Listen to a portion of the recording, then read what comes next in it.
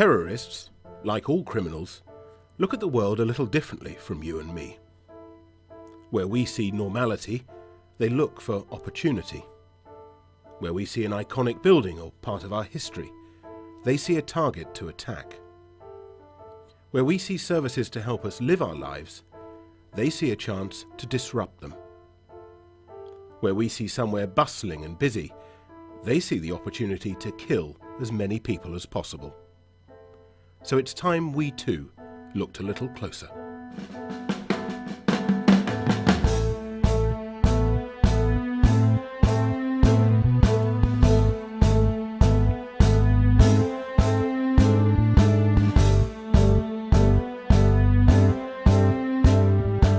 Terrorists seek out places where they can make the biggest impact. They often target open places where it's easy to move about unnoticed. A transport hub perhaps, or a busy shopping centre, or a football stadium. Places that attract large numbers of people, often crowded together. Enclosed spaces such as theatres, concert arenas or nightclubs also make attractive targets. Although security may be tighter, the risk of being caught is outweighed by the huge publicity and outcry a successful attack will generate. But whichever you work at, the threat is very real. Terrorists do careful research to ensure a successful attack. They gather all sorts of information, such as how easy it is to get close to the target, whether they need passes to get in, who or what might challenge them.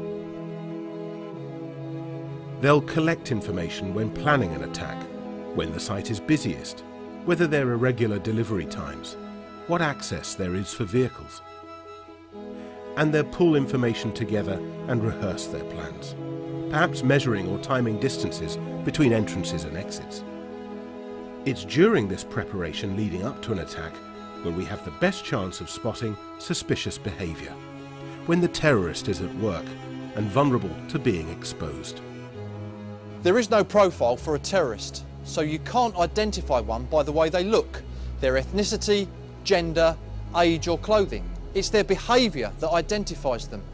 And in your role, you're ideally placed to recognise suspicious behaviour.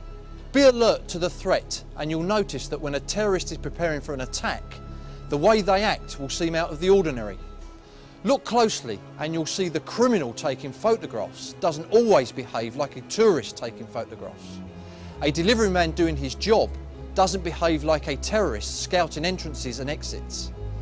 Trust your instinct when it tells you that things just don't look right. When someone's behaviour at your place of work raises your concerns, you have every right to approach them. So, what type of behaviours are we talking about? Perhaps a person is in a restricted area. Perhaps they don't have the correct passes or authority to be there. Is someone you wouldn't expect making notes, drawing diagrams, taking measurements? Are they taking videos or photos? What are they trying to capture? Are they hiding their camera? Does it look like regular tourist photography or something out of the ordinary? Perhaps they're showing an interest in security features, even testing them.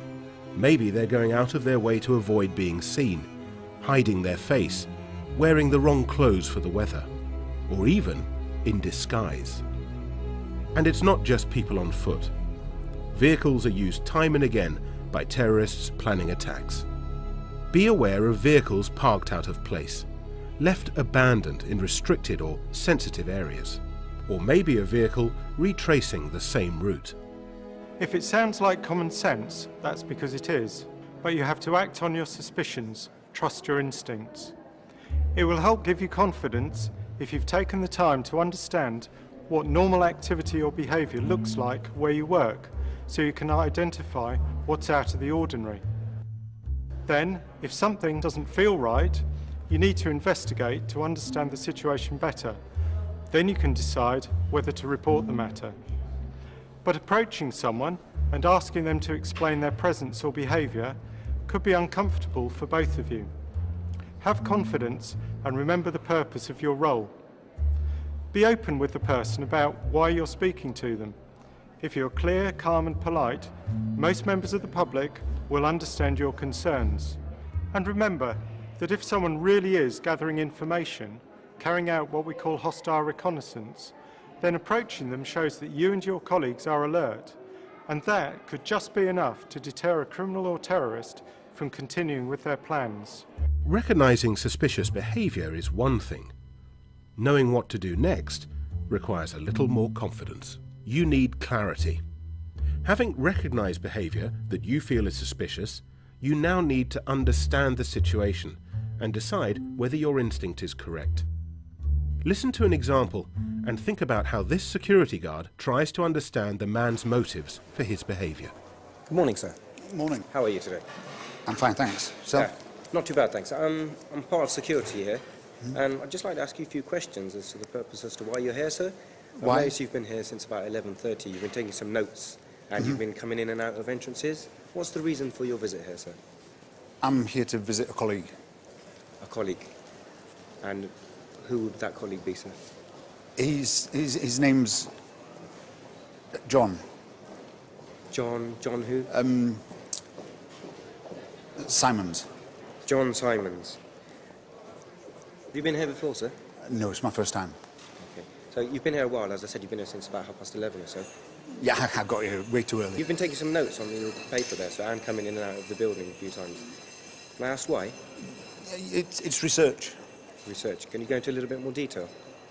Well, I'm a writer.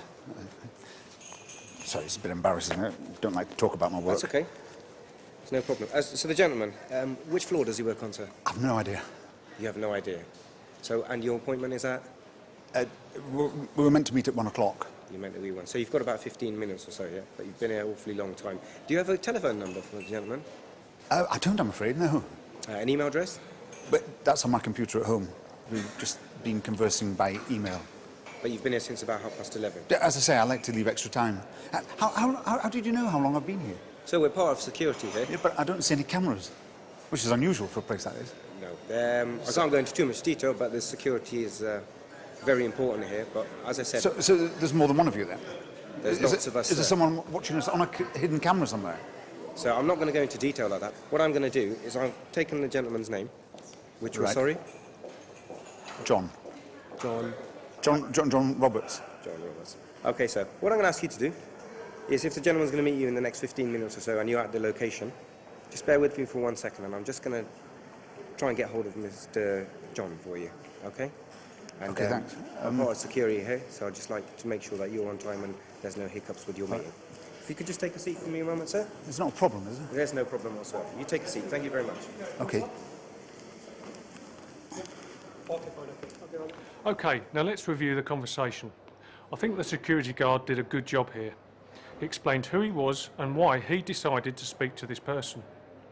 His tone of voice was confident and friendly, and he wasn't making a scene in front of other people in the area. There was no reason for the man he approached to feel threatened or harassed. However, I'd be wary of someone asking for details about the CCTV and security staff on site. Ask yourself, why would that be of interest to him? But it's not just about the questions people ask you, it's also about how they answer your questions. Try to get the person talking. In this case, the security guard asked questions about who he was meeting and why he was here so early. The man was vague with his answers. He couldn't remember his colleague's name properly, couldn't provide any contact details, and he'd been hanging around a long time without approaching reception. In addition, the lack of details in his responses meant for me that the story was unconvincing. What was now crucial was that the security guard went away and verified his story. Reporting any suspicion is very important. You might be reluctant to do so. Maybe you're embarrassed, or you don't want to get involved. In some cases, you might worry about being seen to be overreacting. It's recognised that we're in a unique position to guard against the threat from terrorism. So if you have any doubt, report it. Use the word salute to help you remember what to pass on. Situation, who or what you picked up on. Activity, what was happening? What was the person or vehicle doing? Location, where exactly was this? Unit, who made the observation? Time, time and date of the instinct being reported. Equipment. Any equipment you used for surveillance detection, such as a specific CCTV camera. Also, remember to note descriptions of any individuals involved. If you don't have a name from their identification, still record their age, hair colour, height, clothes, gender, ethnicity and any distinguishing features such as facial hair or tattoos. It's important to find out what your specific procedures for reporting are at your place of work. And if in doubt, call any suspicions through to the number on screen.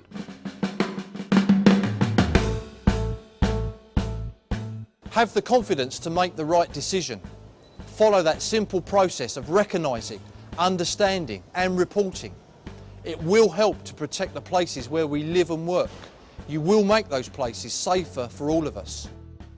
Now, there's 3 things you can do to start this process. First, consider what ordinary behaviour looks like at your place of work. How do you expect people to be dressed or to behave? Would they be alone? What activities would you expect them to be carrying out? Do this and it will be easier to recognise suspicious behaviour. Secondly, you need to understand someone's behaviour. What details can you obtain by asking questions? What excuses can they give you? What questions can you ask to test the plausibility of those excuses? And finally, know your reporting procedures.